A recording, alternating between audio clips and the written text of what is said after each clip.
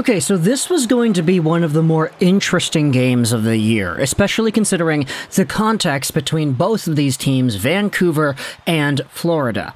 Now, just to get things out of the way, the Canucks end up losing yet again to a Florida Panthers team that takes the 4-3 win.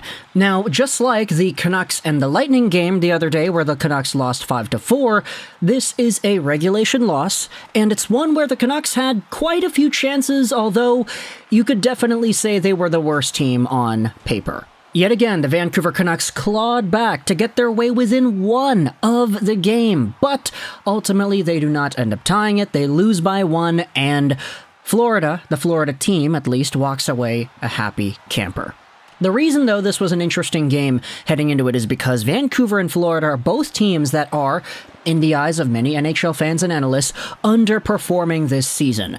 The Canucks, you could debate, oh, they really are just this bad, and they really could not have expected to be any better, but for Florida, literally the best team in the NHL last season, second-round caliber playoff team that probably should have gone a little bit further than getting swept in the way that they did, acquiring Matthew Tkachuk, doing all this stuff, even though the Panthers are on paper supposed to be great, they've been performing very poorly as well this season, so much to the point that their record this season is a lot closer to Vancouver's than you would have expected if you just decided to take a bet on it like a few months ago. And so with both of these teams in a pretty bad spot in the standings, this would be a pretty important game in deciding where either of these teams were. And ultimately, even though the Canucks lost, they had a lot of chances. Sergei Bobrovsky had a few great saves in this one. However, the tide gets a little bit turned up on its head when you acknowledge that Sergei Bobrovsky also let in a few very bad stinkers as well. Like, I think if you took Bobrovsky's good moments in this game and you added it on to his bad moments, it kind of equals out to a really even game. That's very strange to say because the magnitude of goals that he allowed were so weird, and the saves that he made were so spectacular that I don't think I've ever seen that before. But either way, the Canucks are still the team that, despite some extended zone time and pressure and disallowed goals and all this stuff towards the end, had themselves some really bad shifts in their own end. Special teams killed them again tonight.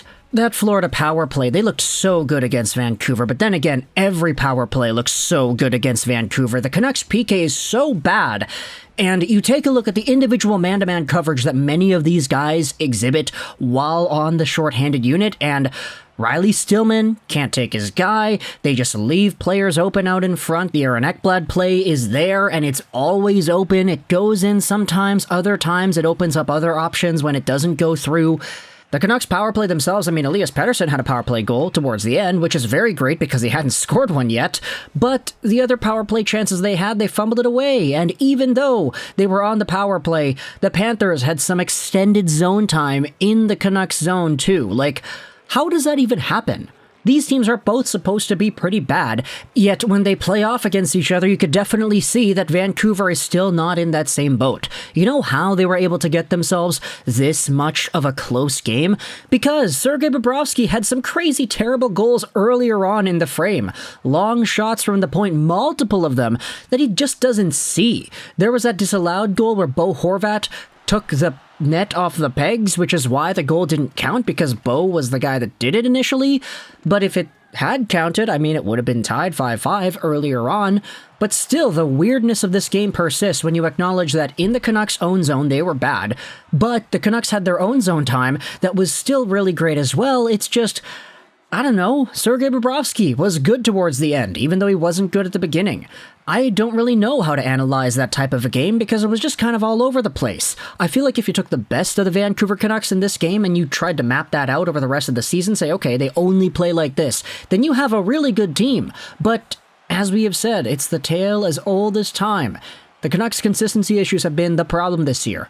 Defense is a problem, yes. Goaltending is a problem, sort of, but it's consistency. That's really all it boils down to. That's most of it. And now the Canucks' consistency is being challenged at a time where now we pretty much know that Bruce Boudreau is on his way out and Rick Tocchet is going to be taken over instead. That was talked about in the intermission. Like, you see that, what they were talking about, Elliot Friedman? bringing up the notes that it's more than likely, or that if there is a coaching change, it's more than likely that Tocchet is going to be the guy to come in and replace Bruce Boudreau. Tocchet has to submit his 4 weeks notice in order to leave his current broadcasting role with TNT. So now, if he's going to go back, I mean, this already would have had to been instated, and we already would have had to see this coming, so now we just kind of are waiting.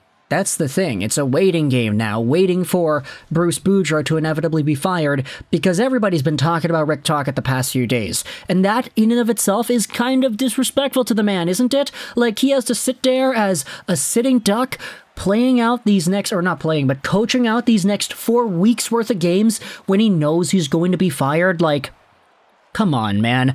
We can talk about some more Rick Tocchet stuff over the next few days, talking about JT Miller and the perspectives as to what Tocchet can bring, and Rutherford and how they're connected and everything. There's a lot to talk about, I guess. Talk about Tocchet. Haha, that's kind of funny. But ultimately, this game was the one where we saw the Canucks just lose again. Do you want to say this was the best game they had out of the 4-game road trip they've had so far? I mean, they had better results than the first 3 games, but the game against Tampa Bay, I mean, they scored more goals in that one, to be fair. But at the end of the day, though, it's still another regulation loss. They still allowed 4+ goals on the night, and that's not a sustainable formula to win. The Canucks now play the Hurricanes tomorrow, and that's going to be an early game, 2 p.m. PST, so we'll see what exactly the Hurricanes have in store for Vancouver then. The Hurricanes, by the way, one of the best teams in the NHL, so yeah, Canucks are going to win, aren't they? That's how it always goes down. But either way, when it comes to this Canucks and Florida game, I guess we can go over the goals. We didn't talk about this at all yet.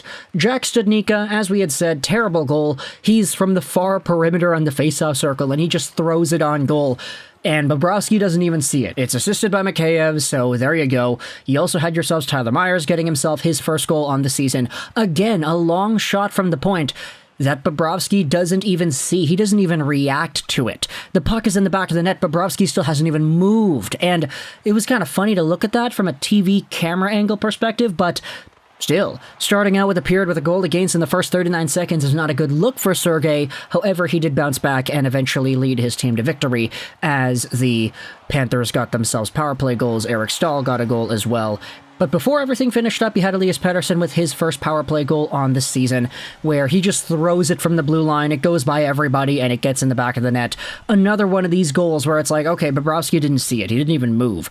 Like, it's kind of funny how that could happen all in the same game, but at the end of the day, that's how the cookie crumbles sometimes. Besser had himself a point, so did Miller. Studnicka with a goal, of course. EP40 had 2 points, a goal, and an assist. My fantasy guys, Bo Horvat and Andrei Kuzmenko, both did not score any points, so good for them. And then you had, of course, Quinn Hughes with the assist, Tyler Myers with another goal. The Panthers on the other side, they had themselves spread out scoring from pretty much everybody. Staal, Reinhart, Eric Staal, that is. Barkov, Tkachuk, Nick Cousins, Smith, and Lomberg, all each with a point. Aaron Ekblad with 2 points.